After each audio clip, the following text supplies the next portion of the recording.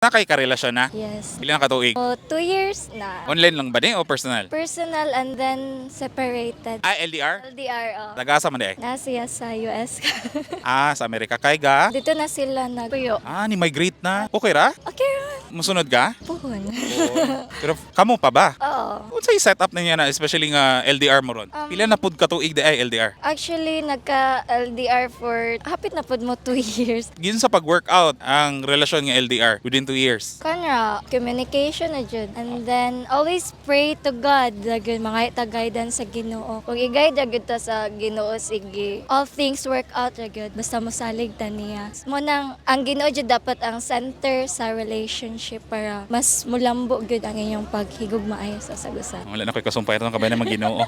Sige, mensahe ni mo para niya. Always man ako siya gina-remindan na amping. So, baliktad na pod, ayaw pag-amping. Kaya nga nung dili Wala. Ka-joke ra ko. Ay, seryoso ha.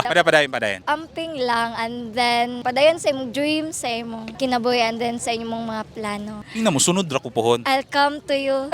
Musunod ako, pohon. Kanara. Kanara. I love you.